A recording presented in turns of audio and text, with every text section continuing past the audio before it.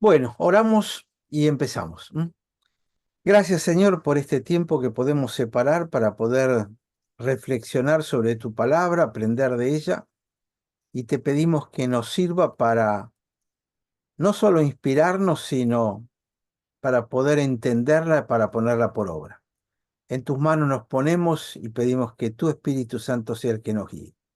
En el nombre de Jesús, amén, Señor. Bueno, la verdad que casi ni me acuerdo de qué habíamos charlado el jueves pasado. Em, Estábamos lo- arrancando el capítulo 16 y quedamos ahí, sí, sí, nada más. creo que vimos básicamente el versículo 1 y nada más, si no me equivoco, ¿no? Sí, sí.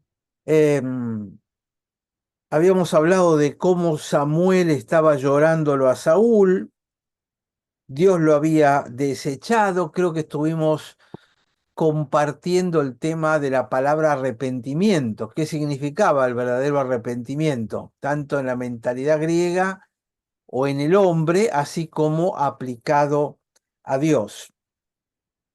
Ujú, Entonces, y dijimos que el cuerno de aceite era algo que no estaba permanentemente lleno, sino que em, Samuel lo llenaba cuando Dios le lo enviaba a ungir a alguien.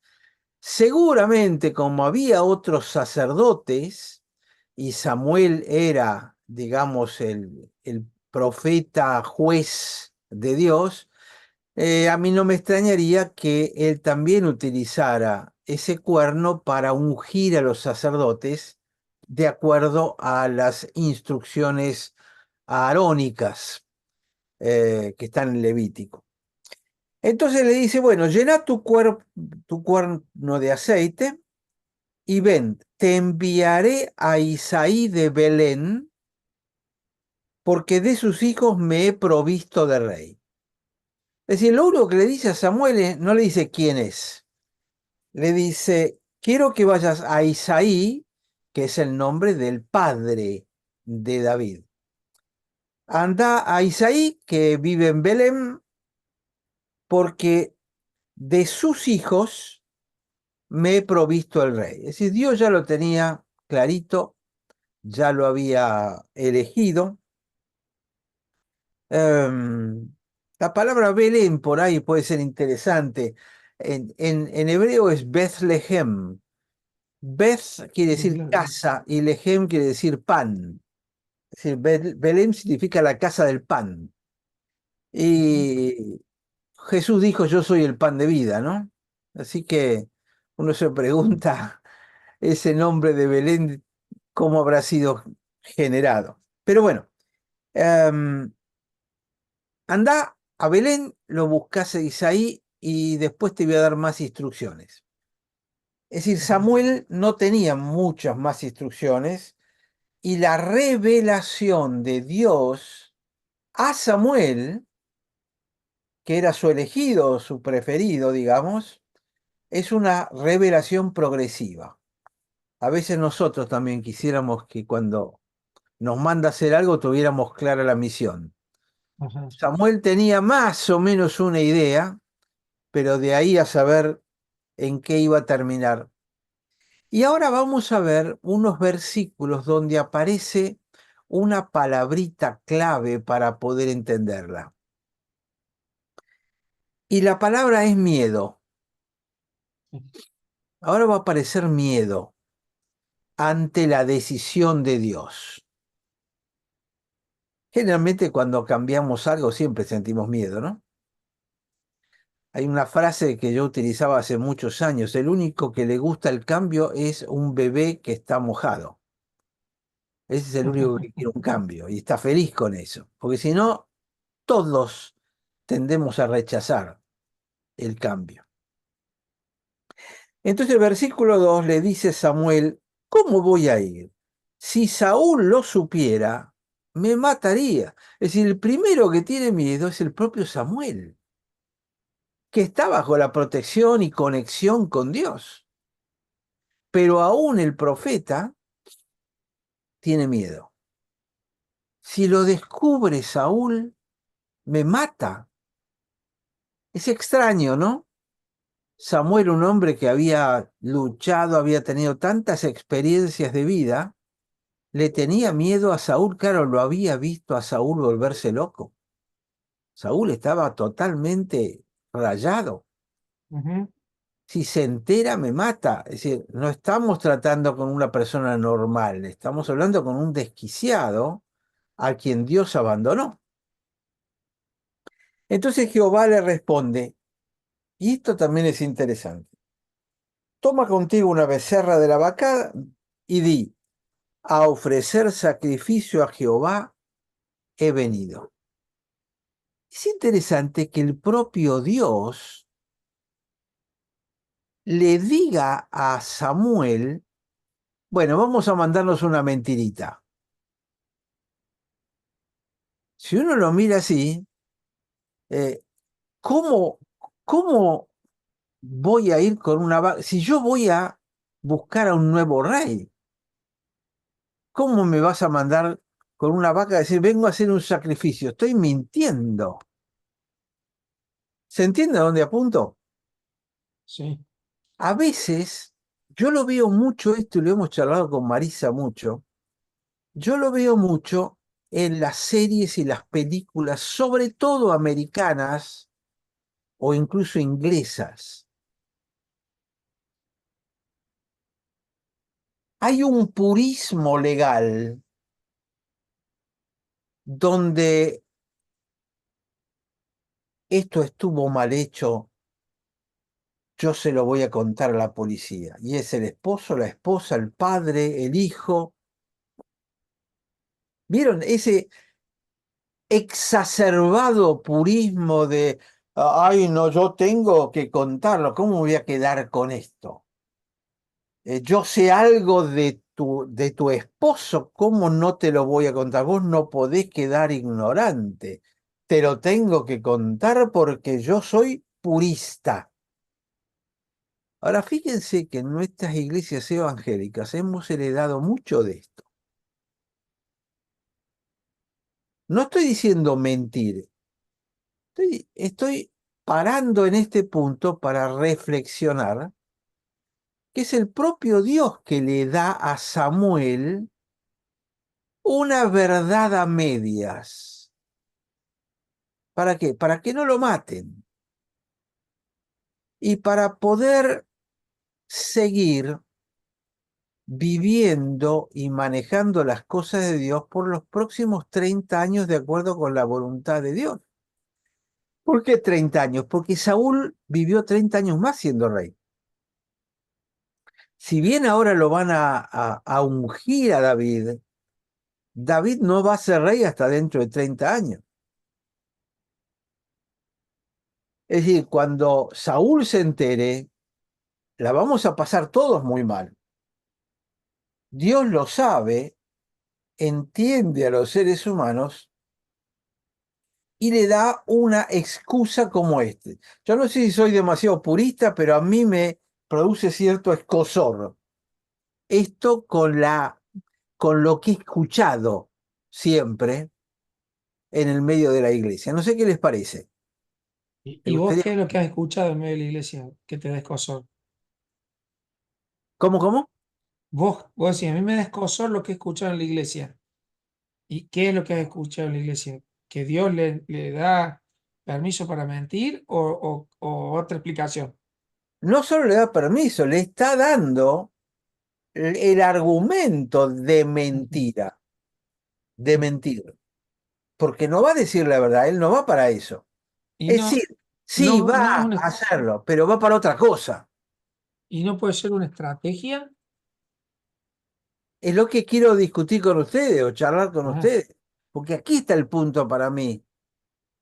Es decir, a mí me suena extraño esto. ajá, Yo no tengo duda que es una estrategia. Ahora es una estrategia con una verdad a medias. Sí, Con- suena raro, claro, ¿sí? considerando Dios. Y a mí me Nunca lo analicé desde ese punto de vista y jamás lo escuché desde este punto de vista, pero es cierto, o sea, le está diciendo una verdad a medias.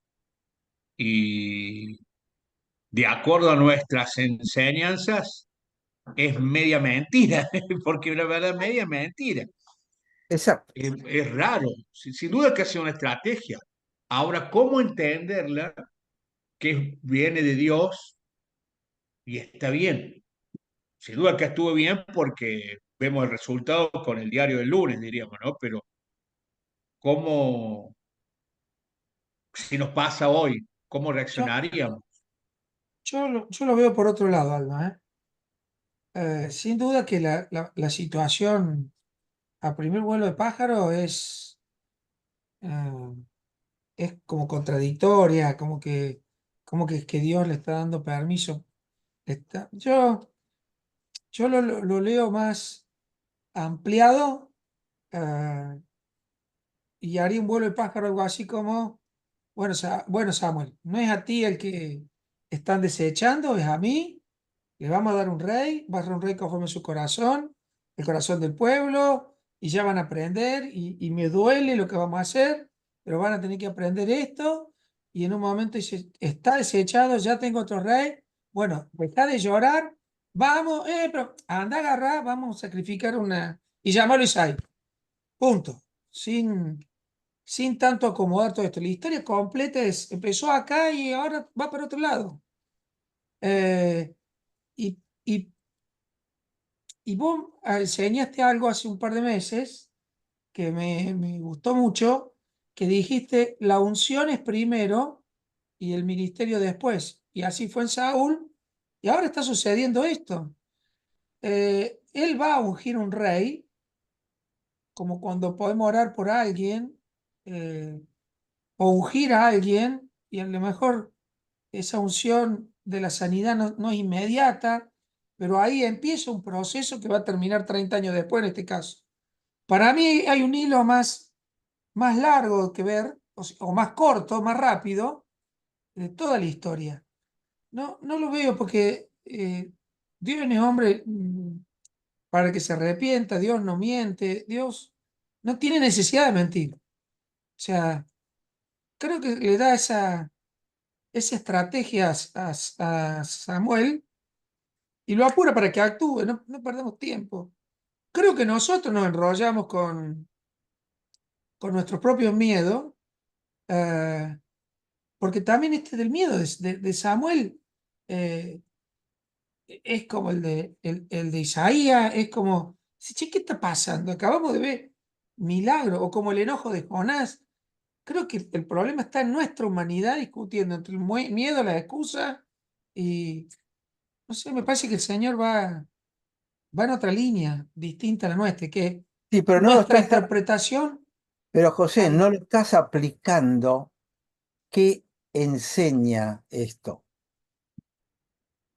Bien, pero no lo puedo aplicar porque se me contradice con el resto de la Biblia, que Dios le dio un Bien, esa es permiso. la tensión que yo estoy marcando, Claro, pero el tema es, bueno, ¿y cómo lo aplico? Y acá hay ¿Cómo lo una lección aplicamos para el hoy? líder. Ese es el tema. ¿Cómo, ¿Una cómo, qué? Sergio? Disculpa. ¿Cómo lo ¿Acá hay aplicamos qué? hoy? Porque es Claro, contradictorio, es a- contradictorio. no, lo estamos Imaginemos viendo una situación similar hoy.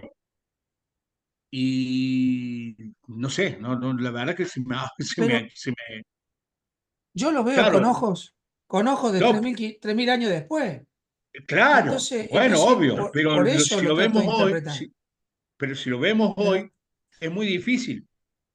Está Nosotros lo bien, estamos analizando la historia completa con el final incluido. Y sí, vamos a decir, sí, estuvo bien el señor.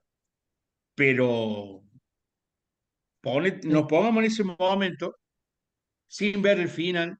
está bien. Y es medio, es complicado, te digo, no es tan sencillo analizarlo con Yo, nuestros ojos.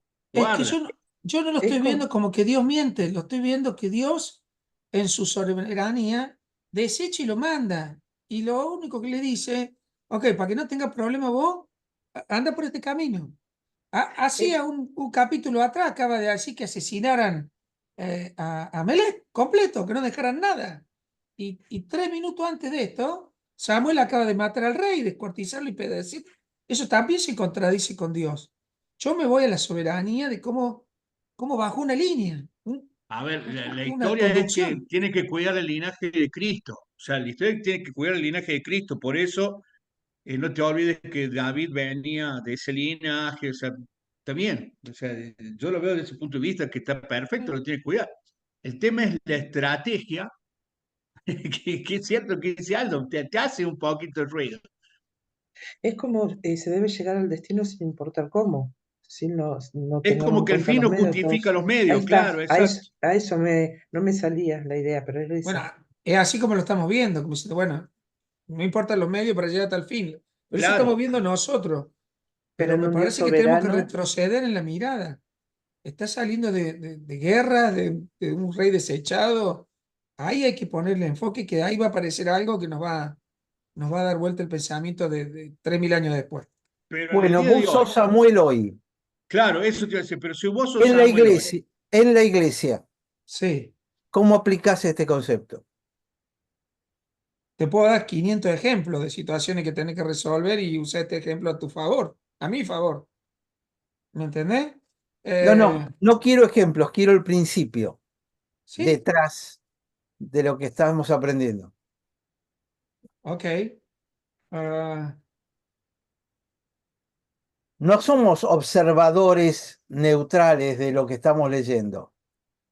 Estamos aprendiendo algo que por algo Dios lo puso de esta manera. disculpen, sí, no sería como lo de Rab también? Que ella tuvo que mentir Yo lo veo para lograr Pues, algo. como decía claro, José, primero por la soberanía del Señor que baja alineamiento y otra cosa, pero sin duda. también lo veo en la obediencia de Samuel a pesar del miedo, porque podía haber metido una excusa, o sea, podría haber metido mil excusas, pero sí, está todo bien, vos sos Dios, pero viste, que va el pueblo es mío. Y si se entera este loco, paso para el cuarto yo. Y él le baja el lineamiento y obedece, a pesar de que tal vez a lo mejor no estaba totalmente de acuerdo. Pero bueno, dice, me agarro la vaca y me voy. Y me lo llevo a este otro y de última, bueno, vamos, ¿cuál es la historia? No sé, no es sencillo, pero Pero tiene que ser fácil. es difícil para nosotros, creo hoy, porque Samuel en este caso escuchó la directiva de Dios. Nosotros, no sé a qué punto llegar a que el Señor nos hable de esa manera, porque vos no discutís ahí en ese caso. En cambio, nosotros aplicamos algo más de lógica, buscamos, a ver, Señor, a través de la palabra, a través de un líder, alguna directiva y tomamos decisiones. Sí, pero yo pienso que es lo que hablábamos hoy en el devocional que hicimos hoy en el estudio. Cuando Dios es claro con la palabra y te dice, si vos crees, yo hago, y vos le crees a Dios, no es tu problema, es el problema de Dios. O sea, Pero el tema es la orden que él da, que bueno, se pues, contradice con... sí, está bien, entiendo, pero volvemos ahora al hecho de que si Dios te dice anda, Ahí está. comprendido Señor, y vamos, me parece a mí, no sé, qué sé yo. Y nuestra mente finita, digo yo, que uno cree que Dios actúa de esta manera claro. y esto, y Él es tan amplio que posiblemente estemos dentro, Él actuando de manera que nosotros no lo vemos patas para arriba, no entra en nuestra lógica. Por ahí viene un poquitito para mí la respuesta. El único que tiene el panorama claro es Dios. pero Aldo, Rodolfo dijo algo muy importante. Rodolfo lo dijo y él tiene toda una ascendencia de su formación que tiene que ver con prefectura. ¿Está bien? Entonces, cuando alguien viene y te dice, toma la becerra, la vacada y anda y di, no se discute. ¿No está bien? Hay una instrucción. Si uno lee detenidamente este pasaje, eh, el problema lo tiene Samuel, que dice, Dios dice, ¿hasta cuándo va a llorar Saúl? Ya lo he desechado, ¿para qué no reines sobre Israel? Chila tu cuerno y ve a Isaac y Belén que te enviaré un giro de su hijo. Punto. Ya tengo rey. Después Samuel dice, ¿cómo iré? Si Saúl lo supiera me mata. Un conflicto de Samuel. Y Dios sigue con las instrucciones. toma contigo una becerra vacada y di, a ofrecer sacrificio a Jehová he venido, llama a Isaías al sacrificio y yo te enseñaré lo que has de hacer. Hay una instrucción incompleta, como estamos viendo, y la orden es para Samuel, en alguna situación especial para él, camina por acá. Eh, José, vos te estás quedando en el análisis de la situación. sí, Si vos es que no lo vos alcanzo lo a ver estás como que mirando a Dios lo Dios, deja. escucha, vos lo estás mirando a Dios, a Samuel, Sí, la vaca y a David que hay que ungirlo. sí. El tema no se trata de qué dice la Biblia y qué pasó ahí, porque eso lo entendemos. Ujú. El tema es cuál es el principio detrás para que yo aprenda para aplicarlo Sí. en mi vida habitual, sobre todo en condición de líder. ¿Hay algún principio? Porque justamente ahí es donde entra este ruido. Si Dios permite que el ruido aparezca acá, es porque me está diciendo algo. Bueno, salgamos de la situación local. Lo entendemos, está perfectamente claro todo lo que pasa en estos versículos. El tema es cuál es el principio detrás. Y el principio detrás, el que mejor lo va a entender es Rodolfo. Donde manda capitán no manda marinero. Y Ujú. contaba cuando había mucho viento ahí en el Beagle, que cómo se movía el barco este y el otro. ¿Te imaginás que el capitán tenga que estar explicándole a las personas y a los marineros y a los que dependen de él cada decisión, cada orden que va a dar? No, porque él es el que sabe a dónde va y cómo esto. Entonces va dando instrucciones parciales porque él es el único que entiende. En este caso, Dios es el único que entiende la cosa, y nosotros en todo caso seríamos como Samuel, y estamos bien si decimos, bueno, si Dios nos dice anda para allá, yo voy para allá. Pero como dice Sandra, hoy en día no lo escuchamos directamente. Nos está diciendo vayamos para allá. Yo creo que el punto clave acá es este. Cuando tenés un objetivo claro, que realmente crees que Dios te ha puesto en tu cabeza, cuando el objetivo está allá y es claro, no hace falta andar divulgándole a todos los líderes que te siguen y te rodean todos los detalles de la cosa. Porque a lo mejor es demasiado prematuro, porque si lo decís se quema el proyecto, No lo y vos entiendes. y vos vas revelándoselos de a poco, y no es que estás restringiendo la información, que eso sería la mentira. Vos estás ocultando ciertas cosas que pueden generar problemas y ser contraproducentes con el objetivo final que estás buscando. Entonces, en mi criterio, cuando yo lo aplico esto al liderazgo, lo que diría es, cuando yo tengo claro todo el panorama general, no te van a entender todos al mismo tiempo. Entonces, no necesito revelar todo por ese purismo. Siéntense, les voy a contar hasta el último detalle del plan para que después vean si están de acuerdo conmigo o no. No, vamos para allá, hacemos esto, arranquemos con esto y a medida que vamos avanzando yo les voy contando. Entonces, No, para mí, hay acá una especie de cosa implícita de decir, cuando vos tenés claro a dónde estás yendo y tenés una estrategia, no pierdas el tiempo en purismos de que, ay, no me dijiste todo, como me ocultaste eso. Ay, en las series americanas, no sé, nosotros vemos bastante Netflix ahora que estamos de vagos jubilados, ¿viste? Pero en todas estas series, ay, ¿cómo me ocultaste esto y nunca me lo dijiste? Ese purismo exagerado que tiene mucho que ver con un espíritu que se ha enseñado muchas veces, y yo creo que esto justamente le mete ruido a eso. Dice, no siempre necesitas hacer todo, eh, mostrar todo el panorama. Eh, Sino que hay cosas que no es incoherente. Sí, bueno, las voy revelando de a poquitito. ¿Tenés miedo? Es verdad, la verdad que te puede pasar eso. Vamos a paso. Llévate la vaquita y vamos a decir tal cosa. Todavía no decimos a qué vamos ni por qué vamos. El propio Samuel ni siquiera sabía para qué iba. Se imaginaba, porque le dice, me he provisto de rey.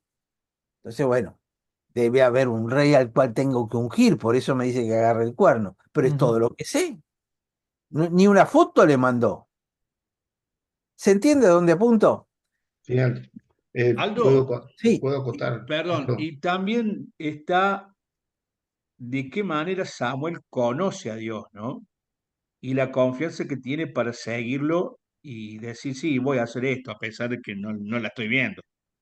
Eh, Me vengo a este momento, cuando el líder te dice, vamos para allá, y si ves su integridad, y le inspiras confianza y todo, y bueno, vamos para allá. No la veo yo, pero bueno, vamos, lo tengo que obedecer. Eh, Hay como una relación ahí veo entre Samuel y Dios, de acuerdo a la explicación que ha dado usted, Aldo. Sí, Eh, y además que Samuel le expresa al líder sus temores y sus miedos de hacer esto, y el líder no lo defenestra por eso.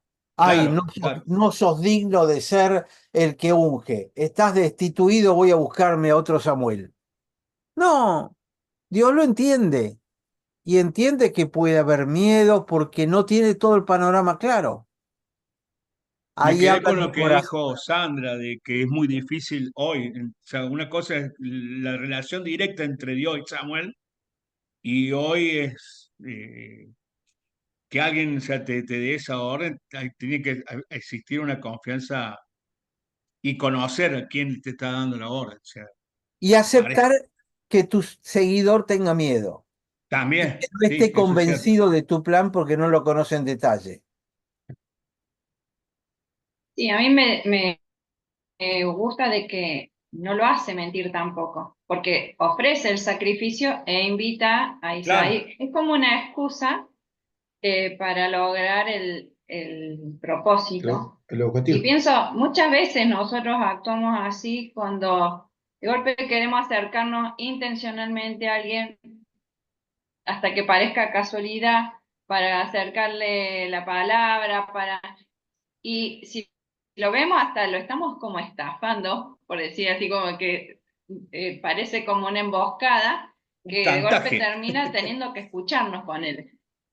Claro, un chantaje. Pero yo creo que también son esos momentos que vos decís, no le voy a decir, che, te vengo a visitar solo porque te quiero compartir la palabra, no me interesa otra cosa. O sea, es como que no, uno va filtrando qué cuenta y qué no, Claro, porque sabe que hay un bien mayor, porque digamos, el sacrificio lo ofrece también. Entonces no es que lo obligó a mentir. O sea, uno se va a juntar con alguien y va a compartir un tiempo, pero en esas charlas se van a dar otras cosas.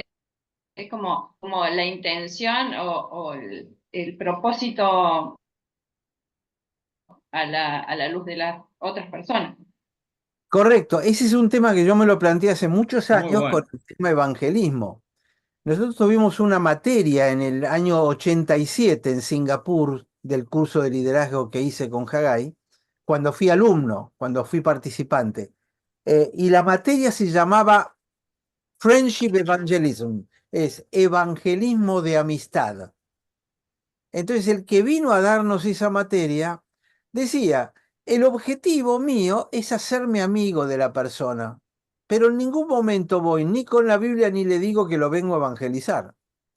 Entonces se planteó el tema y yo me lo planteé muchas veces, ¿no lo estoy estafando?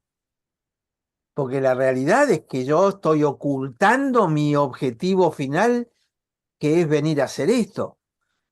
Vengo a verlo con una media verdad. ¿Es legítimo? ¿Es honesto o no es honesto?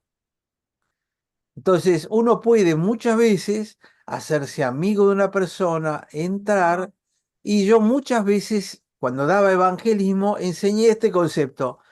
Háganse amigos y estén cerca. Cuando esa persona tenga un problema y necesite a quién recurrir, te va a llamar. si es que conectaste y estableciste nexos de comunicación.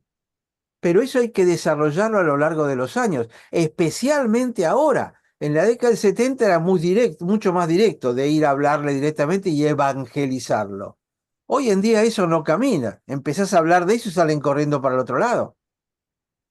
O vas con la Biblia bajo el brazo y salen corriendo porque ya saben que venís con el cuentito. Entonces, ¿es legítimo acercarme sin decir nada, hacerme amigo? Y cuando surja la oportunidad, yo creo que este pasaje me legitima porque el objetivo final es un objetivo que seguramente le complace a Dios, que es que yo en algún momento pueda compartir el Evangelio. Ujú. Así que uno lo puede aplicar ahí también. Me parece que Eh, Rodolfo quería decir algo antes. eh, No, no, simplemente que acotando lo que comentabas con el tema de nosotros cuando el Señor nos mostró claramente que teníamos que quedarnos en Ushuaia, retirarme y quedarme en Ushuaia, y tomamos la decisión y fui, planteé la situación a mi segundo jefe y el segundo jefe le dice a usted, le digo yo, ¿por qué me insistía en que me fuera de vacaciones? ¿Cuándo me iba de vacaciones? ¿Cuándo? Le digo, olvídese, jefe, yo soy el tercero acá, yo me voy a fin de año de traslado. Desde la fecha de traslado, cuente 40 días, me voy. En ningún momento dije que me estaba a punto de retirar y quedarme a vivir en Ushuaia. Entonces, ¿por qué? Porque sabía de antemano, sabía que si yo comentaba algo, siempre hay alguien que está exclusivamente para pinchar en el negocio. Entonces dije, nada, no digo nada, y preparé todo, hice todo, y me retiré, y lo que hice fue, antes de retirarme, junté a todos los oficiales en el casino, como yo era el más antiguo de todos, junté a los oficiales en el casino y le dije, señores, a partir de tal fecha me voy de licencia, a partir de tal fecha presento el retiro, a partir de tal fecha está retirado.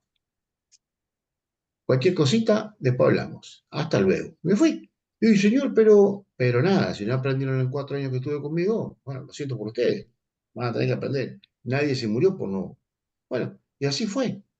Y me retiré y el señor fue abriendo las puertas, pero, diríamos, en el hecho de, yo no sé si él me dio estrategias a mí en ese momento de decir, callate la boca, no digas nada, pero yo calculo que más o menos le pasó como esto, con Samuel. Eh, Agarrar por acá, caminar por acá, hacer esto, hacer el otro, y ahí estamos, en ese camino estamos. Y, y se dio, y se dio como el Señor nos dio la casa, porque yo fui clarito con él, le digo, Señor, si vos querés que no, yo me quede acá, dame casa y trabajo, clarito. Ella tenía trabajo ya, pero yo me retiraba de la prefectura sin goce de sueldo. Entonces, Señor, si vos querés que nos quedemos, dame casa y trabajo. Y él cumplió. Entonces, volvemos a lo que yo decía hoy. Si yo te creo, el problema es tuyo, porque yo te creo, ahora te toca a vos. Entonces, medio como, diríamos, juntando un poco esto, ¿no? La estrategia que le dio a Samuel para que haga esto, y, y bueno, y ahí está el resultado final. Terminó ungiéndolo a Correcto, David. Va, correcto. También me vino un versículo en Mateo 10, 16 en adelante, que dicen, tengan en cuenta que los envío como ovejas en medio de lobos, así que sean astutos como las serpientes, pero sencillos como las palomas. Entonces se me Correcto. vino la astucia que a veces uno tiene que saber callar o incluso con quién confiar o con quién abrir el corazón también, porque uno puede decir la verdad y exponerse Correcto. con gente que no te va a cuidar. Pero ¿cuántas veces nos sentimos inseguros de aplicar astucia? Mm. ¿Estaré bien en no decir todo? ¿Estoy siendo demasiado astuto? Y porque usa la serpiente de ejemplo. Exacto. ¿Se acuerdan de eso? En, Sí. en hebreo, la palabra astuta y la palabra serpiente son extremadamente parecidas. Hay una letra de diferencia nada más. Perdón, la palabra astuta y la palabra desnuda. Y ellos estaban desnudos o sintieron que estaban desnudos, etcétera. Pero también cuando dice la serpiente que era la más astuta de todas, esa palabra astucia y la palabra desnudez en hebreo son casi la misma palabra, aram y arum. ¿Qué quiere decir? Cuando sos astuto es porque no querés llegar a mostrar la desnudez completa. La astucia es no mostrar la desnudez. Que nadie la muestra al 100%, ¿no? Exacto, exacto. Pero ahí es donde estamos. Ni siquiera en este caso el propio Dios no le cuenta demasiado para que Samuel tampoco hable de más.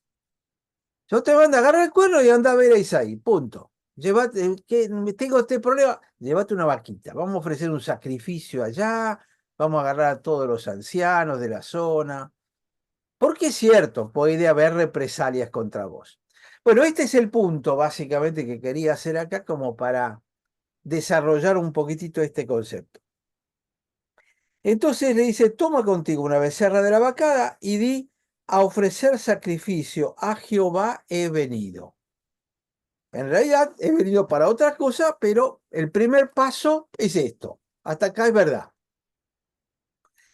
Y llama a Isaí al sacrificio. Ay, ustedes me disculpan 5 minutos, Dale, yo pauso. por favor. Gracias, perdón. Sí. Bueno, seguimos entonces. Entonces dice, a ofrecer sacrificio a Jehová he venido. Decía eso. Versículo 3. Y llama a Isaí al sacrificio. Es decir, Samuel agarra el cuerno, se va caminando hasta Belén, que está un poco más al sur de Jerusalén, y lo va a buscar a Isaí y lo invita al sacrificio. Dice, llama a Isaí al sacrificio y yo te enseñaré lo que has de hacer y me ungirás al que yo te dijere. Es decir, vos hacé hasta acá y yo cuando hayas ido ahí te doy el paso siguiente. Yo te voy a decir lo que vas a hacer. Perdóname, Aldo, Sí, una pregunta. Volviendo a los últimos versículos del capítulo 15, dice, y se fue luego Samuel a Ramá, y Saúl subió a su casa de Gaba de Saúl. Saúl no iba a estar teóricamente en Belén, no se lo iba a cruzar. Yo recién charlábamos que la excusa esta que le planteo, la estrategia que le plantea a David, a Samuel, de ir a Belén y a ofrecer sacrificio, me parece que es mucho más hacia el pueblo, para que el pueblo no divulgue lo que está sucediendo. Si no, ¿cómo se iba a integrar Saúl? Saúl acaban de terminar relaciones con Samuel y uno está en un lado, el otro está en el otro. El último versículo dice que no se vieron nunca más. O sea, eh, me parece que esa excusa tiene mucho más que ver con el pueblo, con una rendición de cuentas de Samuel al pueblo. Che, ungiste uno, miren el lío que estábamos. Ustedes lo pidieron, sí, pero lo elegiste vos. Vos dijiste que era de parte de Dios. O sea, nada de esa explicación al pueblo. eh, Se sigue una estrategia revelándose de a poco, pero también me parece tiene que ver con el llanto de Samuel, porque Samuel sabe que está traicionando al rey. Por eso dice, me va a matar. Eh, en realidad no lo está traicionando. El rey va a pensar que Samuel lo está traicionando. claro, Ahora, el pueblo no tiene la menor idea, ni va a tener la menor idea de que David era el futuro rey. bien, pero cuando lo vieran a Samuel bajar, no pasa desapercibido. En Ahora, todo lo otro, pero ahora vas a ver lo que pasa cuando Samuel llega. claro, No, el problema era Saúl. Saúl es el rey y al rey le llega información de todos lados. exacto. Siempre hay alguien que te ve. Exactamente. Eso. Siempre hay un amigo Sí, sí. que te va a hacer algo así. Entonces, ahora lo vas a ver, porque ya llegamos. Bueno, Entonces, hizo Samuel como le dijo Jehová. Y luego que él llegó a Belén, los ancianos de la ciudad salieron a recibirle con miedo. ¿Qué viene a hacer este acá? Este era el consejero de Saúl. claro.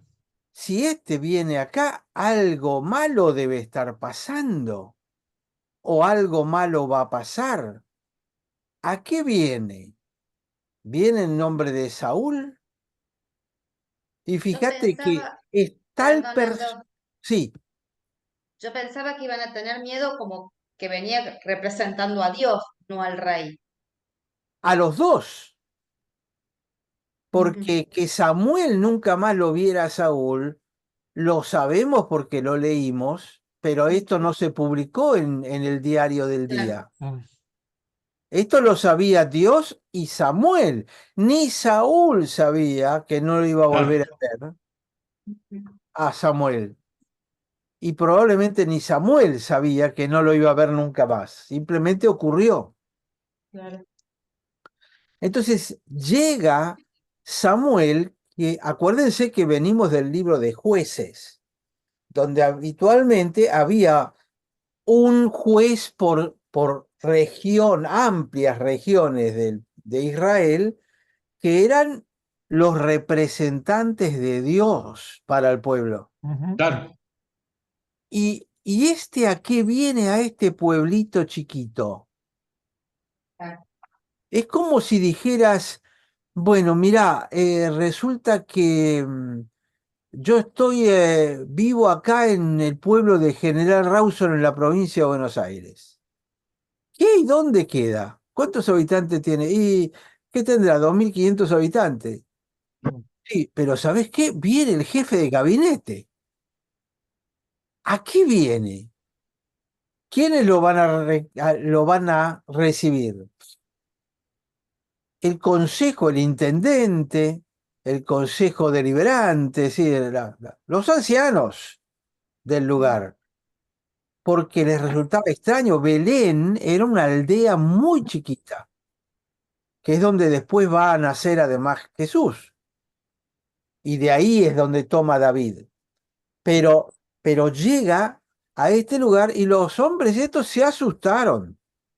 Dice, a ver si aparece, dijeron que nosotros los traicionamos o hubo algún problema y Saúl después viene y nos barre a todos. Oh Dios.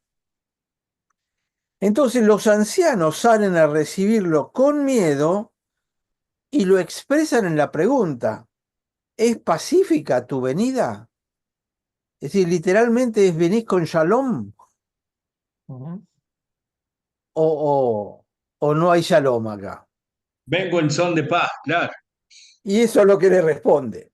Sí, vengo a ofrecer sacrificio a Jehová. Acá en Belén, sí, pero en este lugar chiquitito, ¿vas a ofrecer? Si nosotros somos un pueblo sin importancia, lo que ustedes creen es que es sin importancia, porque en definitiva va a ser probablemente uno de los pueblos de mayor importancia de toda la historia de la humanidad, Ujú. pero no lo saben todavía. Entonces sí, vengo a ofrecer sacrificio a Jehová. Y fíjense que Samuel sigue la estrategia de Dios. Él da su objetivo parcial. Es decir, antes de ir a la pingüinera, primero vamos a entrar en el canal, ¿no?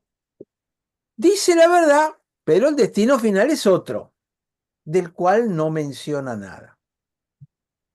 Entonces sí, vengo a ofrecer sacrificio a Jehová. Por lo tanto, santificaos.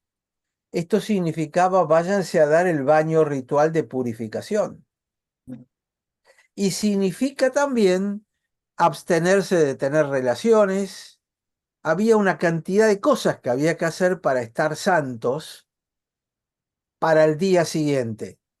Es decir, había un tiempo generalmente eran 24 horas de cosas que había que hacer para estar, digamos, en condiciones. Es como cuando vamos a la iglesia el domingo, decir, bueno, no vamos a acostarnos muy tarde, no vamos a tomar mucho vino a la noche porque mañana tenemos que ir al culto.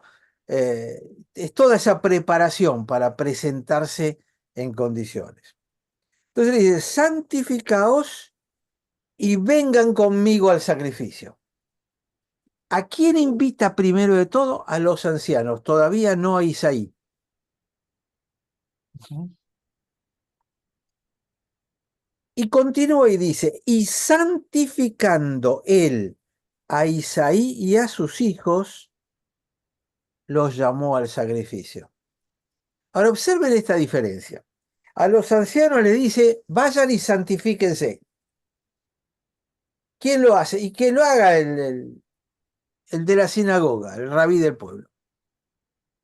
Isaí, vení para acá. Vos y tus hijos, yo los voy a santificar. Yo los voy a hacer diferentes. Yo los voy a separar. Esto no se lo dijo a los ancianos. Los ancianos nunca supieron que el propio Samuel santificó a Isaí y a sus hijos. Y de paso les adelanto, santificó a todos sus hijos, menos a... Menos a David. Eso iba a decir. Claro, Interesante. claro, claro. Y en ningún momento ustedes van a ver que lo santifica, porque él no viene para santificarlo a David, sino que viene para ungirlo a David. Interesante.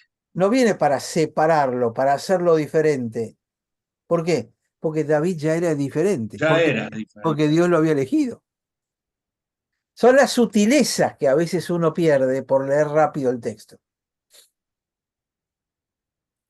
Entonces, santificando él a Isaías, sus hijos, los llamó al sacrificio. Dijo, ustedes también vengan. Aldo, Sí, ayúdame ahí para entender esto último. En el ritual del sacrificio, lo hacía cada uno. ¿Cuál era el ritual este? No solo de bañarse, abstenerse y todo eso para después venir al sacrificio. ¿Por qué qué parte jugaba en el sacrificio, en la santificación el sacerdote? ¿Por qué no, lo no. santifica él a Isaías y a los hijos? ¿Qué hace Él él por viene ellos? a ofrecer un sacrificio. Sí, Ese sacrificio que se ofrece normalmente es para todo el pueblo que lo rodea. bien. Por eso está invitando a todos. Es un sacrificio en favor de todos estos. Ahora, la santificación es cómo me preparo yo para presentar ese sacrificio. Bien. Es decir, cómo me preparo yo para tomar la Santa Cena, si querés. Ujú. Aspecto sobre el cual los evangélicos no hacemos demasiado énfasis, pero la Iglesia Católica correctamente lo hacía. Vos para participar de la comunión tenías que ir a confesarte previamente. Ujú. Ahora no corre más eso. No sabía Aldo eso, pensé que todavía corría la Eh, confesión. Probablemente figure, digamos, en los escritos, pero la Ajá. realidad es que no lo hace En la nadie. práctica no, claro. Exactamente, nadie chequea a ver si lo hiciste o no lo hiciste. Es tú, vos, Depende lo de uno, haces claro, sí, previamente. claro. En la iglesia nuestra, la iglesia presbiteriana, yo tenía un anciano, el anciano llevaba 42 años de anciano, un viejito de 90 años, divino, escocés, nacido en las Highlands, en las tierras altas de Escocia, Donald McGillivray, bien escocés. Bien, es cosa. Y el viejito me contó historia, fue muy lindo, porque era un hombre que era muy devoto, muy creyente, pero un día me llamó a la casa, le dice a la mujer, traenos un té y andate a cerrar la puerta. Y cuando quedamos solos me dice, bueno, contame cómo es eso de tener a Cristo en mi vida. Dice, yo siempre fui presbiteriano y siempre amé a Dios y a Cristo, pero no entiendo eso. Le tuve que explicar el mensaje del Evangelio. Era anciano hacía 42 años, pero era un tipo creyente, pero nunca le habían contado toda la historia coherente. Era un creyente de práctica, digamos.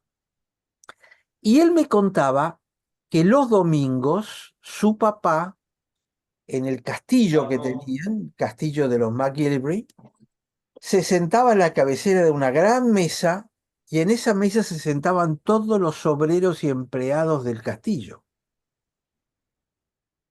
Comían todos juntos el domingo.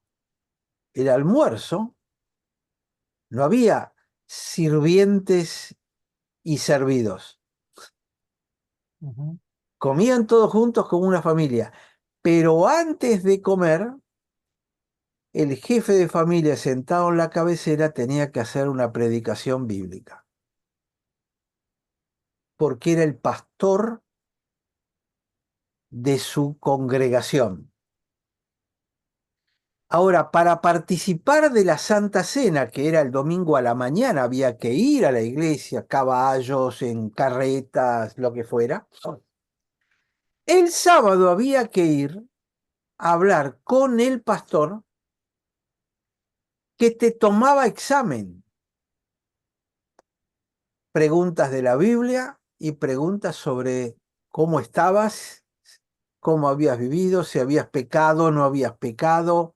Una especie de confesión era, pero era hablar con él y si pasabas la prueba te daba una medallita, una especie de... Cuando él me lo contaba era como estas cosas redondas que se usan en la ruleta, las fichas. Una ficha. Una ficha. Él te daba una ficha que entonces el domingo a la mañana, cuando pasabas adelante para tomar el pan y el vino, depositabas la ficha como diciendo yo pasé el examen y estoy en condiciones de poder tomarlo. Sí, una Ahora, locura. fíjate el mecanismo de Una locura. Pero más o menos lo santificación. mismo. Sí, pero es más o menos lo mismo. ¿Cómo, Si no cómo? te... ¿Qué más o Una menos lo mismo? locura, Aldo. Una Una locura. locura. Está ¿Quién entrega loco el la ficha el viejo. domingo? El viejo allá de Escocia estaba loco. No, Pero bueno, te pero si vos no te obligaba a confesabas, santificarte. si no te Claro, confesabas y pasabas sin confesarte como vulgar, te sí. sacaba la ficha la gente. La gente te sacaba la ficha. Dice, ¿cómo estás comulgando sin confesarse? Estamos hablando de antes del 1900. Sí. Sí, Claro. claro. No, ya estamos en principios de 1900, Sí, con él. sí, sí, sí. Contaba de su padre. Ujú. Pero quiero decir, fíjate hasta qué punto los reformadores, porque los presbiterianos escoceses lo traen de Ginebra, lo traen de Calvino. Ujú. Entonces, del segundo reformador, no Lutero, sino Calvino, va directo a Escocia y esto era una práctica que se había hecho durante 400 años. Ujú. Es decir, el proceso de santificación previo a participar de la Eucaristía lo tomaban con Claro. mucha seriedad. Comparalo de cómo lo hacemos ahora, Sí, que hay veces que incluso se toma pan y vino mientras cantás, saltás, bailás y vuelan las banderas, sin que la gente preste atención al concepto de Santa Cena, de qué se está haciendo. Justamente este domingo, no, el otro domingo tengo que predicar de nuevo en nuestra iglesia. Pastor se va de vacaciones y tengo que hacer Santa Cena. Y una de las ideas que tengo es tratar de explicar la mayor cantidad de detalles posibles para que la Santa Cena tome la seriedad que merece, porque la hemos diluido brutalmente. Si sí. comemos el pan y el vino, siempre repetimos los mismos versiculitos y la gente ya lo hace por rutina, por costumbre, pero no Las, necesariamente. ¿eh? La seriedad que merece y las consecuencias para nuestra vida.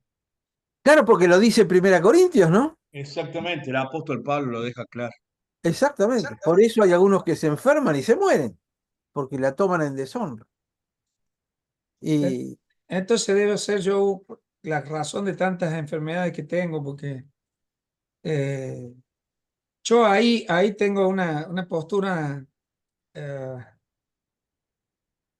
mucho más personalizada de la honra, de tomar los símbolos, eh, en una confesión personal, de ir delante del Señor me gusta esto que estás diciendo mucho, de prepararse para el momento, pero yo a esa mesa únicamente llevo por gracia, por el cetro extendido, no llego por ningún mérito.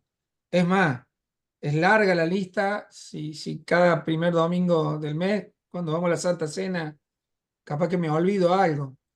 Yo ahí, si ahí no juega la gracia, ese partido no lo juego más porque no hay forma, no tengo acceso. Es una mesa en la que Jesús invita y yo lo único que puedo hacer es ayudarle a la gente a entender de qué se trata. Y me quedo ahí. No soy yo como pastor el que tiene que darle la ficha a nadie. Yo como pastor le tengo que hacer entender de quién están haciendo memoria. Y no para nada subestimo la Santa Cena, ¿no? Para mí es lo más fuerte de nuestros rituales, llamémoslo así. Es el más sagrado, el más importante quizás de todos, ¿no? no te ofendas por lo que te voy a decir. Es probable que no Bueno. entiendas ni 5% de todo lo que está encerrado en cada simbolito de la Santa Cena. No, sí, Aldo, lo hemos visto perfectamente. No, Es no, decir, no, no, no, no el le quiero tema, sacar nada de eso, ¿eh? yo No le quiero sacar coincido con nada. vos, que es por gracia. Pero Sí, para que yo entienda que es por gracia, tengo que entender todo lo que está encerrado ahí adentro. Porque si no, simplemente me queda el concepto, esto es por gracia. ¿Y qué quiere decir? Y que me lo regalaron. ¿Y por qué? Ah, no tengo idea, pero me lo regalaron. Y ahí es donde se queda nuestra gente, porque no es capaz de ir más allá de allá. perfecto. ¿Y qué hago? Le quito la ficha a todo. Ese es mi problema. Mi problema es No, la ficha, ¿eh? No cuántos saben o cuántos no saben. Mi bueno, problema es si yo puedo quitarle la ficha porque soy el pastor. yo nunca Quizá la hice, gente no tiene ficha porque yo no le enseñé como ahí está pastor. la clave. Yo Claro, nunca pedí ficha, ni claro. nunca me manejé con eso. Pero cada Santa Cena, nosotros no teníamos la Santa Cena al final del culto, una vez por mes. Nosotros teníamos un culto de Santa Cena que duraba 1 hora y media o 1 hora 40 minutos, cuando normalmente duraba 1 hora 10 el culto. Pero todo el culto era de Santa Cena, donde estaba todo representada la mesa de Pascua y se iba explicando los elementos a lo largo de esa 1 hora y media. Y ¿Está como hablando no de las cuatro había que copas vos? sí, Correcto. sí, poníamos las 4 copas. Sí, sí. Y íbamos explicando elementos. Creo que nunca di la Santa Cena igual, porque cada domingo que nos correspondía, yo explicaba un par de conceptos nuevos. Y todos los domingos a lo largo de los años que hacíamos Santa Cena, explicaba 2 o 3 conceptos nuevos, nuevos para la gente, pero que estaban encerrados dentro de todo el simbolismo ese. Es decir, que a lo largo de los años la gente fue tomando conciencia de qué era lo que estábamos celebrando y por eso era frecuente que terminábamos la Santa Cena y media iglesia estaba llorando. Cuando terminaba el culto yo les daba la bendición final. Normalmente la gente se sentaba para orar y dar gracias a Dios por lo que habíamos visto mientras yo salía. La mitad de la gente lloraba. Esa misma Santa Cena es la que yo llevé a Maui cuando terminábamos el seminario y era también un culto de 1 hora y media donde explicaba todo eso y casi sistemáticamente de los hombres la mitad terminaba llorando. Los seminarios de mujeres el 90% terminaba llorando. Porque cuando tomás conciencia de todo lo que está encerrado, te vuela la cabeza directamente. No podés Pero creer Aldo, que haya tanto. eso que vos me estás diciendo, ayúdame a comparar la Santa Cena en Maui con gente entrenándose y entendiendo conceptos en su profundidad más amplia y sus reacciones, y la de el primer domingo o el domingo específicamente de esa reunión de Santa Cena en la iglesia.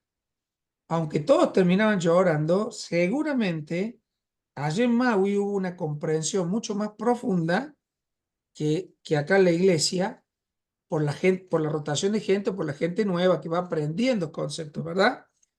Entonces, en ese aspecto, yo personalmente digo, si hacemos una reunión de Santa Cena, y es muy probable que te pida que entres con ficha, porque tenemos que ir los bautizados, tenemos que ir los que están en comunión.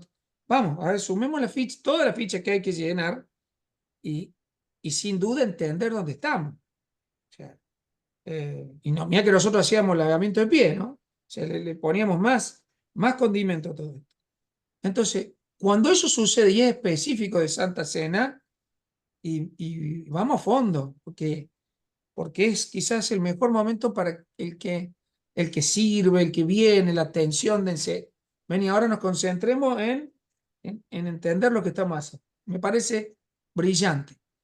Pero cuando eso lo haces en una reunión general, que está toda la iglesia, o todos los que vienen, todos los que participan de una reunión de domingo, yo no veo forma de pedirle fichas a nadie. Eh, y hasta me ¿Vos, conflictúa esto vos de, estás entendiendo que yo digo que hay que pedir la ficha? No. no, no, no, no, no. Ah, Yo te digo como a mí sí. me posiciona esto. Entonces ahí no me queda otra cosa más que entender que es por gracia. Y la mitad de la gente no lo va a entender en toda su magnitud. Algunos que vienen hace mucho a la iglesia tampoco. El que justo llegó por primera vez o segunda vez, apenas que si casa algo.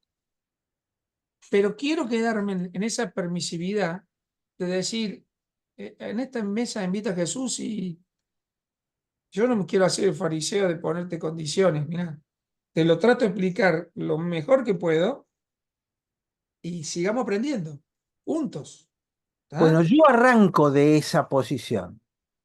Es decir, los que participan de la Santa Cena no tienen la menor idea de qué están participando. Y me ocurrió a lo largo de todos los líderes que entrenamos a lo largo de los años, que participaron de esta Santa Cena, nunca encontré uno solo, estamos hablando de líderes, donde un alto porcentaje eran pastores, era gente líder de su iglesia, pero sobre todo pastores. Nunca encontré ninguno que supiera lo de las cuatro copas. Por ahí las cuatro copas, pero las promesas asociadas con eso y qué significaba cada una de las cositas, no lo saben. Nuestro pueblo cristiano no tiene la menor idea de lo que celebra cuando celebra la Santa Cena. Ujú. Como no lo tiene el católico tampoco, pero tampoco el evangélico tiene idea. El evangélico conoce 1 Corintios 11, punto. Ahora, yo arranco del concepto, no lo saben ni lo van a saber, y conocer y entender lo que es la Santa Cena es algo que les va a llevar mucho tiempo, mucha paciencia de explicación y que va a venir a lo largo de los meses, de los años, repitiendo la cosa y volviendo a repetir conceptos y volviendo a explicarlo y agregarle más detalles por acá y por allá. Y las lágrimas que te digo que ocurren cuando uno a la salida hablaba con ellos, ¿por qué lloraste? Porque nunca había penetrado el corazón de Jesús de la misma manera, porque justamente no se entendía lo que se hacía. Es decir, cuando lo vas entendiendo, te toca tan profundo que no quedas igual. A mí me han llevado a Indonesia 3 veces para dar la Santa Cena al final de toda una reunión de alumnos de Hagai. Ujú. A donde iba me pedían, pero por favor, al fin, da este tema y la Santa Cena. Cuando, cuando voy a Uruguay, a los seminarios que daba, fui varios años, iba y al terminar era la Santa Cena. Porque, porque una vez que empezás a aprender, querés más y más y más. Entonces, como es por gracia, yo incluso dejaba participar en la Santa Cena a quien no estaba bautizado. Ujú. Yo le decía, miren, esto es así, estas son las condiciones, pero esta es una forma de conectarse con Jesús. Vos lo respondés delante de Dios. 1 Corintios 11. Examínese a sí mismo y tome de la copa. Yo no te voy a decir que no podés. Y yo no te voy a decir que sí podés. Yo te digo, esto es lo que dice la Biblia. Vos decidías delante de Dios.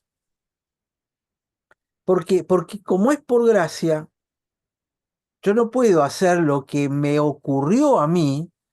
Había una iglesia de hermanos libres que me invitaba a predicar cada tanto, pero el culto de ellos era a las 18 horas para Santa Cena y a las 19 el culto general. A mí me hacían ir a las 19, porque yo no podía participar de la Santa Cena, porque era de ellos, era privada.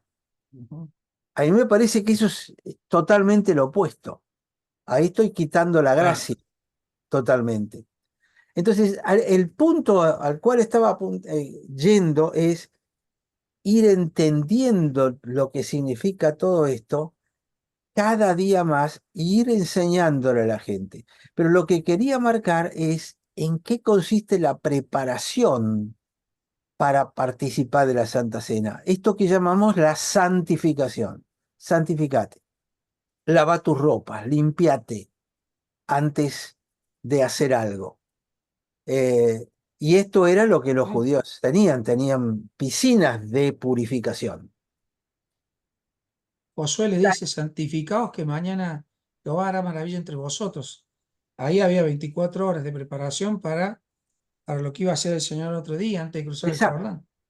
Pero de alguna manera, fíjate que esto que está en el Antiguo Testamento, tiene 2000 y pico de años de antigüedad, 3000, Sí. se ha ido perdiendo y no se hace ningún tipo de énfasis en nuestras iglesias de decir, el domingo que viene vamos a tener Santa Cena. ¿Cómo te vas a preparar para esto? Exhortarlos, ayudarlos, ir enseñándoles para que cada vez vayan viniendo con mayor grado de conciencia de lo que van a hacer. Esto es lo que empezó toda esta charla o esta parte de la charla, ¿no? Sí, sí, sí. Y Yo que te para mí, pregunté sobre cómo lo santificaba, qué hizo específicamente Samuel con Isaí y sus hijos en cuanto a la santificación. ¿Había un ritual específico? ¿Él ah, mismo los bañó? la verdad es que yo no me acuerdo cuál era exactamente el ritual, está seguramente en Levítico debe estar, Sí, pero una de las cosas, había tinajas de purificación, las que Jesús transforma en vino. sí, sí, Era agua y la purificación tenía que hacerse con agua corriente, no era sí, con agua estancada. estancada. Entonces tenían que purificarse, tenían que lavarse, cambiar sus ropas que estaban contaminadas con el mundo. Es una forma de decir, me saco de encima todo lo del mundo porque me voy a presentar frente al rey. Y este era el concepto de santificación. Ahora, Ujú. el tema es que ahí a los ancianos le dijo, vayan y santifíquense. ¿Qué lo habrá hecho el rabí a cargo de la sinagoga de Belén? Sí. Pero a los de Isaí los privilegió porque fue el propio Samuel, qué sé yo, el que los bañó, el que oró por ellos. Yo no me acuerdo cuál era la ceremonia de santificación, pero acá se hace la diferencia. Aquellos fueron a la general, estos vinieron a la sección VIP, si queremos resumirlo de alguna manera, ¿no? Ujú. Entonces, entonces los llamó al sacrificio, versículo 6. Y aconteció que cuando ellos vinieron, Samuel vio a Eliaj. Eliaj era el hijo mayor Y dijo para sí mismo, ¿no? De cierto, delante de Jehová está su ungido. ¿Por qué hizo esta conexión? Porque Eliab, que era el mayor, era un tipo muy alto, igual que Samuel, que De Saúl. Saúl. Sí. Es decir, él reacciona por similitud. Si allá había elegido al grandote y acá vienen todos los hijos, uy, mirá ese qué grandote, ese tiene que ser. Fíjense cómo hasta el propio Samuel es capaz de mirar las cosas a través de la carne. No puede mirar que eligió al más chiquitito y al más pequeñito de todos, que era David. Todo lo contrario. Pero Samuel tenía esta visión carnal, digamos, de la cosa. O el primogénito. Además, el primogénito, claro, que Claro. era tan importante para ellos.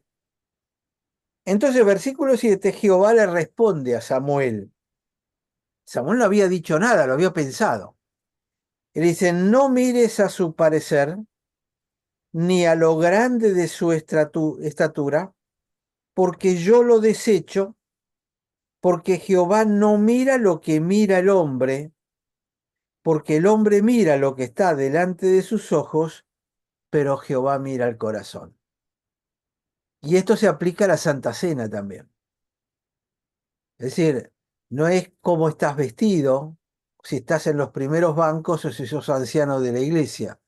Lo que Dios está mirando cuando vas a participar es tu corazón. ¿Y quién soy yo para juzgar el corazón de esa persona? Entonces llamó Isaí a Abinadab. Perdón, Aldo. ¿Y Sí, quién era Saúl? Samuel, para mirar el corazón. tampoco podía verlo, Por claro. eso, o si quién soy yo, voy a decir, bueno, para no jugar el que está al lado. En este caso, Dios también como que le dice a Samuel, no, no te metas con el corazón. A ver, eso déjamelo a mí. Yo estoy Exacto. mirando ahí. ¿No? Y nosotros, los líderes de iglesia, miramos lo de afuera. Lo del corazón es muy difícil detectarlo. Porque en general te pueden engañar fácilmente, ¿no? ¿Sí? Los religiosos. Entonces Isaí llamó a Abinadab y lo hizo pasar delante de Samuel. Es decir, cuando Samuel le dice, no, este no es. Entonces, ¿qué hace el padre? Llama al segundo. Es el padre, Isaí, el que llama al segundo. Si no es el primero, tendrá que ser el segundo. Y lo hizo pasar delante de Samuel, el cual le dice, no, tampoco a este ha escogido Jehová. E hizo luego pasar Isaí a Sama, el tercer hijo. Va en orden. Y le dice, no, tampoco este ha elegido Jehová. E hizo pasar Isaí 7 hijos suyos delante de Samuel.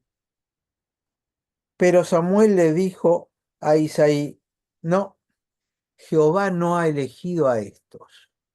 Estamos en un problema entonces, le dice Isaí. Porque estos son mis hijos, estos son mis 7 hijos. Entonces Samuel le dice a Isaí, ¿y estos son todos tus hijos? Y él responde, ah, sí, bueno, todavía queda el menor. Es que está con las ovejas, ¿viste? Está allá en el medio del campo, y es el último, el chiquito, el que no vale nada, el que adelante de los hombres no vale nada. Y aparte, ¿sabés qué? Es el rubiecito, es el pelirrojo. Los otros 7, y fíjense en este detalle que no está bien clarito en la Biblia, los 7 eran probablemente de una mujer. Probablemente David no era de la mujer, o era de otra mujer, por eso era el coloradito, genéticamente diferente. Es interesante que David es hijo de su madre, pero no de su padre, igual que Jesús es hijo de su madre, pero no de José. Ahí no te entendí. Genéticamente hablando, más parecido a la madre, quiere decir. No, no, no. Si vos tenés todos tus hijos morochitos y el Sí, último, el octavo, te sale pelirrojo, sí. te va a mirar a Analia y te va a decir, ¿por dónde anduviste vos? Ajá. Sí. Porque este no corresponde a la genética del resto de los hermanos. Por eso probablemente tanto Isaí como los hermanos lo despreciaban, porque era hijo de la mujer de Isaí, pero Isaí debería pensar, ¿y será mío este? No, puede haber sido hijo de otra esposa de Isaí. No aclara acá cuántas Sí, esposas sí, tenía sí. Isaí. La pregunta es Y si no si lo Isaí quisieron. era el padre.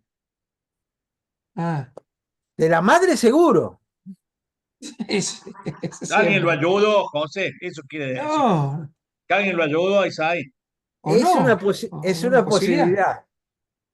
O que Claro. haya sido la concubina, como era el caso de Jacob, y por ahí también había desprecio hacia los hijos de la concubina. O algo así.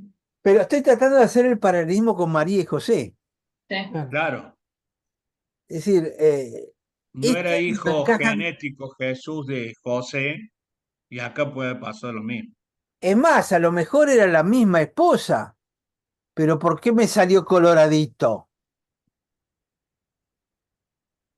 Porque era irlandés como el amigo suyo. No, es un chiste. No, pero Entonces, interesante porque era el desechado, el que estaba cuidando de las ovejas, el que le llevaba de comer a los hermanos mientras los hermanos trabajaban o iban a la guerra. Eh, Ni siquiera el padre lo tenía en el padre cuenta. no lo tenía en cuenta. Sí, puede además, ser, ¿eh? ¿ustedes se acuerdan en cuántos días creó Dios al mundo? Seis En días. 6-1 descanso. Y el séptimo descansó. Esa sería la primera semana. Sí, ¿Con quién empieza la segunda semana? Con el primer día de la segunda semana, que Sí. cae en día domingo, domingo, claro. porque es el día de la resurrección de Jesús. Sí, Es el octavo día. claro. Sí, Es decir, que David es el octavo, es el de la nueva semana, es el padre de Jesús. Jesús es hijo claro, de David, el octavo, claro. nueva semana. La primera semana, ¿me están entendiendo? Estoy hablando Ya está buenísimo. simbólicamente. Está buenísimo los detalles son muy buenos. Yo creo que les conté a ustedes lo de Juan, del Evangelio de Juan, que está estructurado en 7 días. Sí, ¿O no lo sí. hablamos con En ustedes? su momento Ya con con Rodolfo y José, Sandra no. y claro, ellos no, me parece. Eh, el, eh, Dios hace su creación en 6 días y el séptimo descansa. Entonces, ese es el patrón que agarra Juan para escribir su evangelio. Si ustedes arrancan leyendo el evangelio de Juan, van a poner en el principio, que es el día 1, al siguiente día, día 2, al siguiente día, día 3, al siguiente día 4, 5, hasta que llega el sexto día. Y eso ocurre en los primeros 2, 3 capítulos. Al día siguiente, al día siguiente, al día siguiente. Cuando llegaron al sexto, el sexto día se prolonga a lo largo de todo el Evangelio de Juan. ¿Por qué? ¿Qué está diciendo Juan? En el sexto día fue cuando se creó al hombre. Y cuando el hombre a mitad del día pecó y la creación quedó amputada desde la mitad del Sabbat, perdón, la mitad del día de la creación del hombre para adelante. Entonces, ¿a qué vino Jesús? A completar el sexto día. Y toda la obra de Jesús es contrarrestar lo mal que hizo Adán y Eva. Esta es la estructura teológica de Juan. Es un poco complicado a lo mejor, pero les doy así los trazos grandes como para que tengan una idea. Entonces, a partir de que llega a la semana final de Jesús, donde él muere, empieza con la cuenta descendente. aparece el Shabbat y después viene el lunes, después el martes, el miércoles, el jueves la Santa Cena, el viernes él muere, el sábado es el Shabbat, el domingo principio de la nueva semana. Entonces estructura los 6 días para completar hasta la muerte de Jesús, se completa lo que Adán había hecho mal. ¿Por qué? Porque Jesús es el segundo Adán.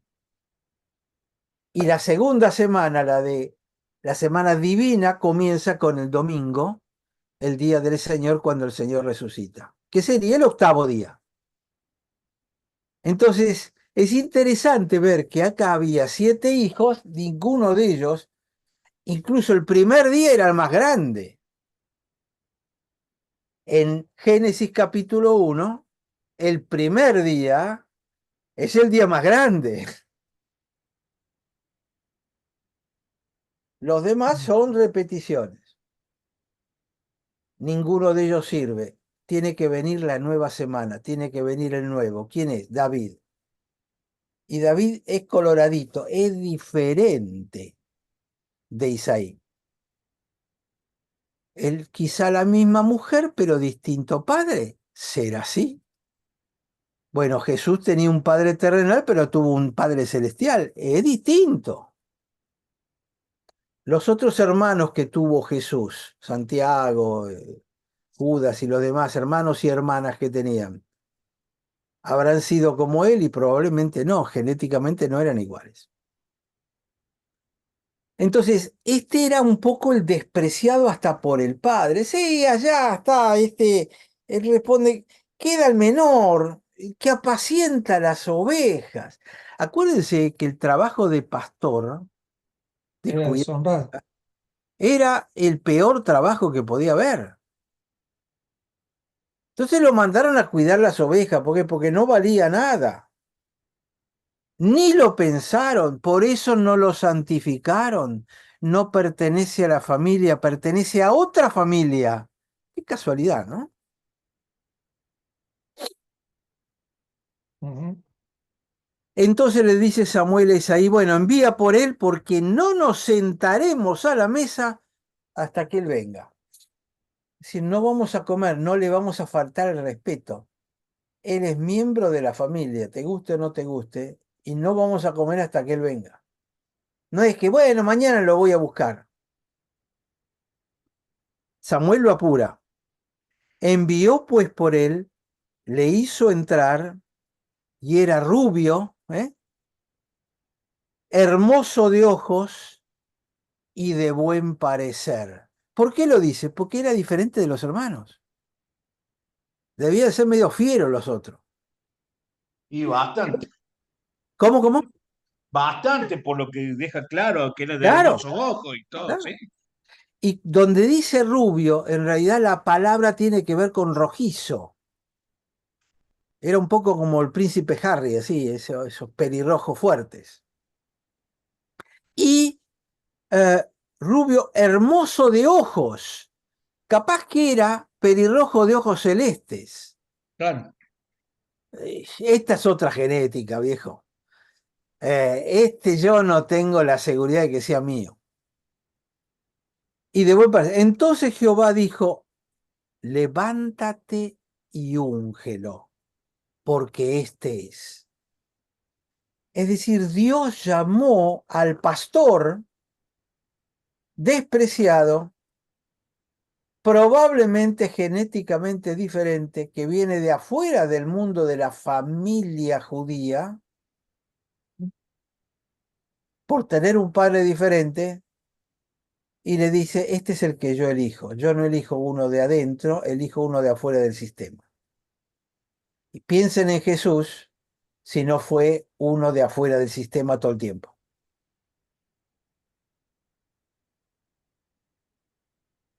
Y Samuel tomó el cuerno del aceite y lo ungió en medio de sus hermanos. La pregunta es, ¿y los hermanos qué pensaban? Y yo me voy a los hermanos de José.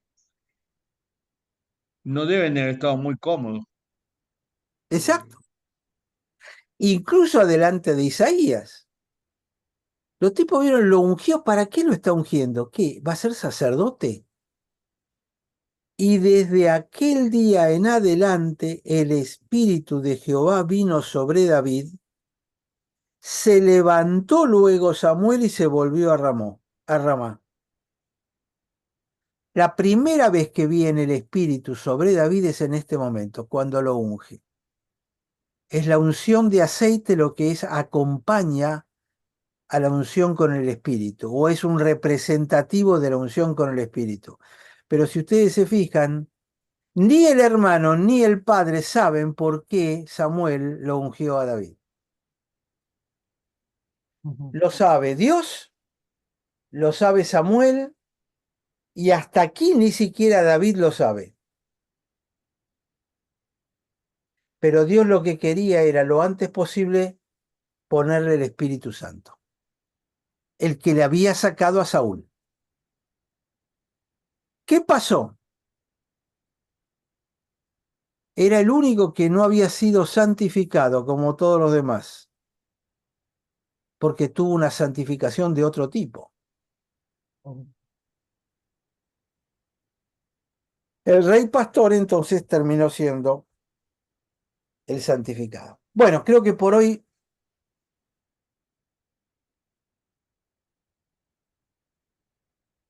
hay cosas interesantes, ¿no? Muchas, muchas, muchas.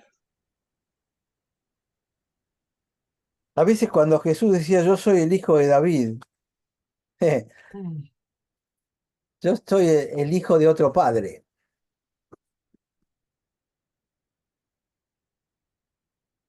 Después vamos a ir viendo porque es- no está absolutamente claro si realmente David era consciente de para qué había sido ungido, si Isaí llegó a saberlo o no saberlo, parece que sí, que no.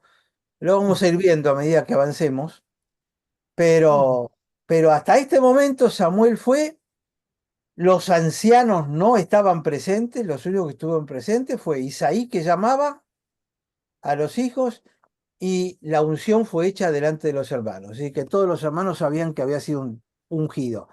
Era el despreciado El que está fuera del sistema.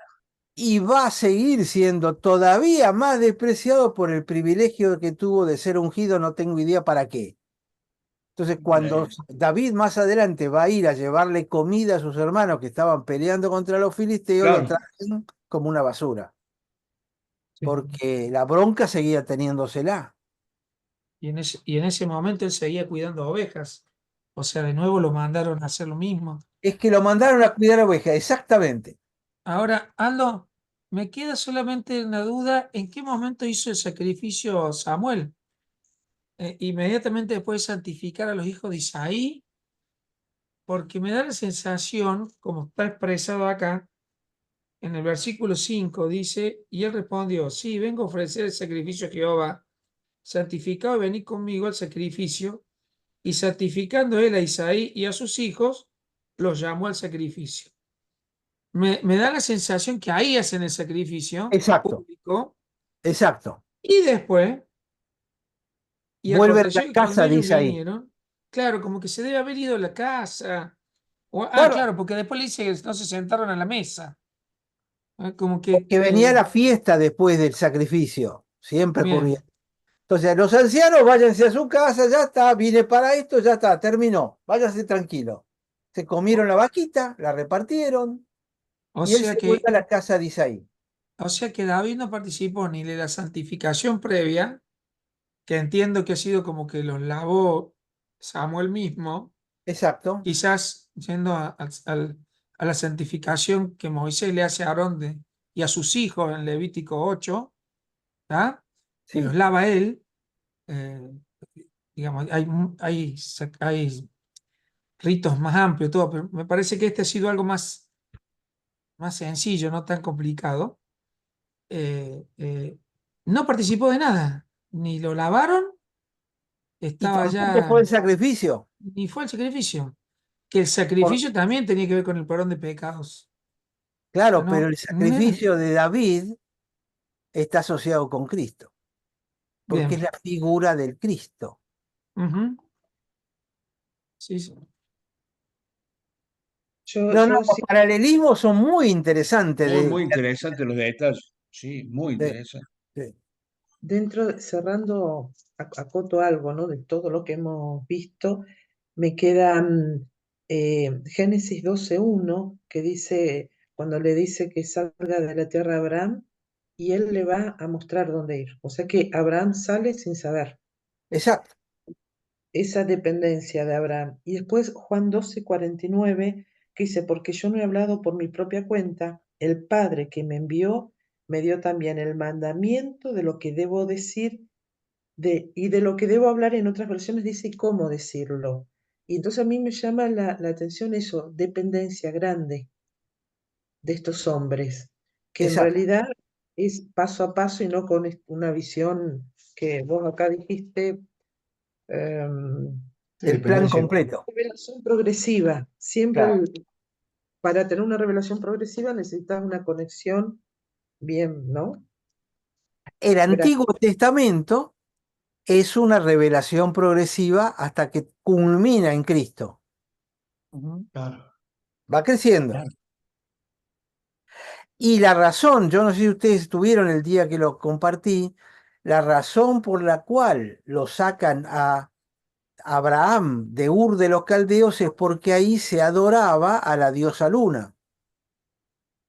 Entonces Dios lo lleva a la tierra de Canaán y específicamente por eso se encuentra en algún momento con Melquisedec, porque Melquisedec adoraba al Dios único que existía en la ciudad de Shalem, Jerusalén, Mm. que era el Dios El, o Al era el nombre, y entonces lo lleva a un lugar donde adoraban al Dios único. Muchísimas gracias. Solamente después me gustaría para la próxima, y yo soy de investigar mucho, ya me conocen mis amados pastores José Luis y Analía, que busco la quita pata al gato. Que después nos expliques, ¿no?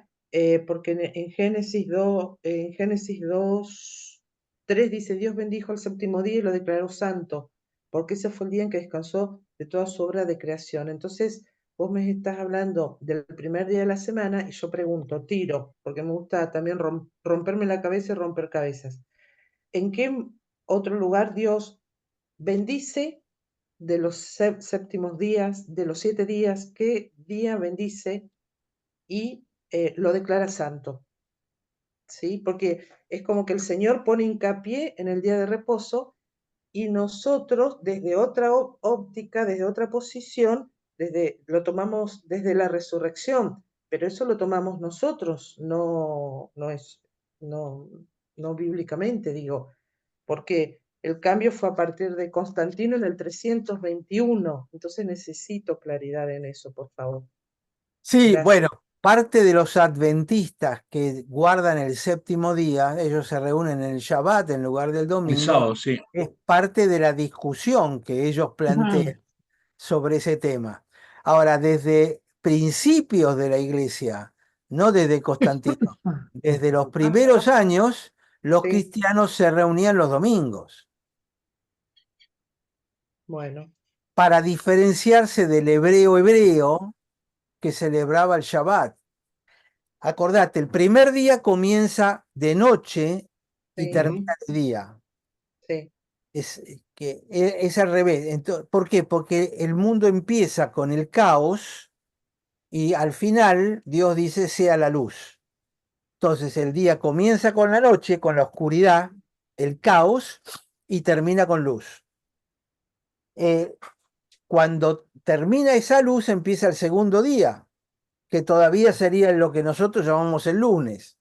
sí, Entonces, ahí se produce un desfasaje que a veces nos cuesta concebir. El Shabbat empieza el viernes a la noche Claro. y Sí. continúa el sábado, que esto es el descanso. Cuando el sábado ya no se puede trabajar, por esa razón corrieron a enterrarlo a Jesús el viernes y el domingo a la noche, durante la noche, es cuando Jesús resucita. porque ya empezó el octavo día, el primer día de la otra semana. El Shabbat ya había terminado en esa primera semana. Entonces, él resucita de noche y cuando las mujeres llegan, cuando todavía era oscuro, ya estaba la puerta abierta y él ya había resucitado. Porque Vos la decís luz del mundo domingo, no puede ser retenida por la oscuridad. lo que pasa es que vos estás diciendo domingo a la noche y sería para ellos el segundo día, el lunes el lunes. No, no. Cuando termina el Shabbat, Ahí está, sábado a la noche. termina el sábado a la noche. Ahí está, El domingo empieza a las 6 de la tarde del sábado. sábado nuestro. Claro. Sí, ahí entendí. Ahí es donde él resucita, a la Ahí está. noche. Sí, sí, sí. Y después durante el día es donde se aparece con un montón de cosas. Y Ujú. cuando se le presenta a los discípulos, ya los discípulos estaban adentro y había pensado el lunes. Está bien, ¿Está? buenísimo. Por ahí pasa un poquito la cosa. Gracias, gracias. Gracias por su tiempo. Por favor, un Muchas gusto. gracias, Aldo. Muy bien. Ana, Sergio, Ana, Muchas Lidia, gracias, saludos. Cariño para todos. Gracias igual.